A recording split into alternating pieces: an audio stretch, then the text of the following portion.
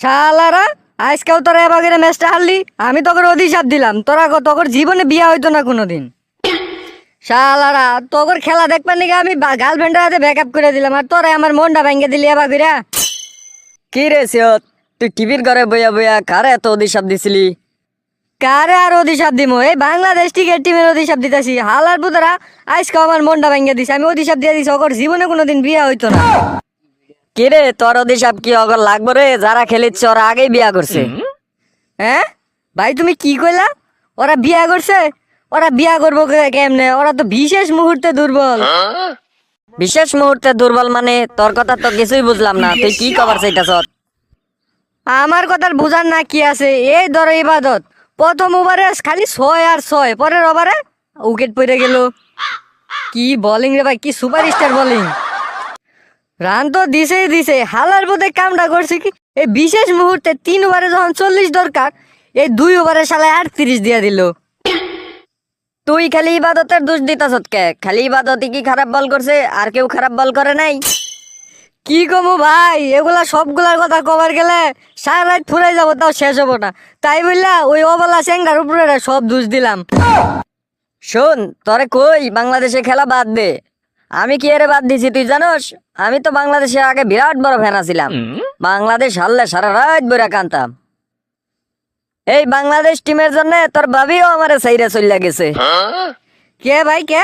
ভাবি সাইরে গেল গিয়ে রে? কইছ তুই ওই কথা?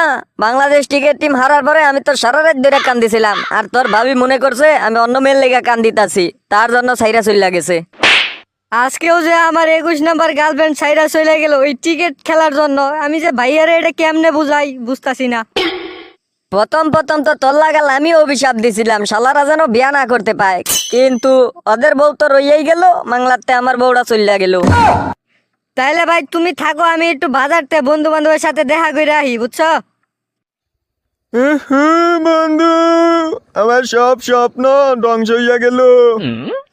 এ বেড়া তোর কান্দন থামা, তোর কি এর স্বপ্ন ধ্বংস হইলো সেটা আমারে কো আগে, খুললা কো বালা কইরা। কিসের স্বপ্ন আবার? তুই কালকে বাংলাদেশের খেলা দেখিস নাই? কত স্বপ্ন আছিল বাংলাদেশ এবার এশিয়া কাপ নিব, কিন্তু কালকেই ডাব্বা মেরে দিল।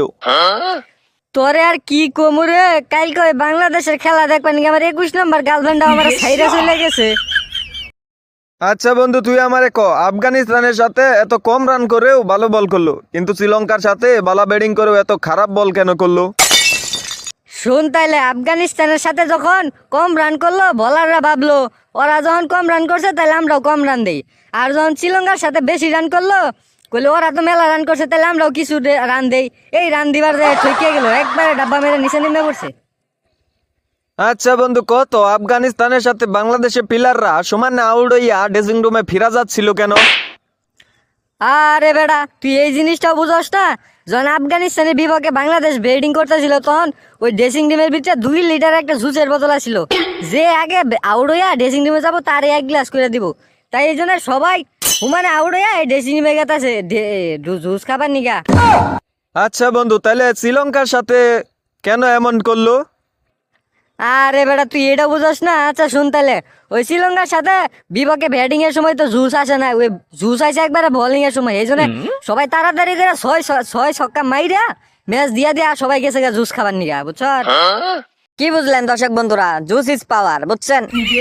কি আপনিও কি জুস খেতে চান? তাহলে ওই যে দেখেন নিচে কালা বাটন একটা গুতা মারেন। হ্যাঁ ওই যে, ঠিকই সাবস্ক্রাইব হয়েছে সাবস্ক্রাইব হয়ে গেছে। এখন জুস যদি খাবার চান তাহলে কমেন্ট করে কোন যে জুস খাবেন। এই তুরি। আচ্ছা ভালো থাকেন, গেলাম।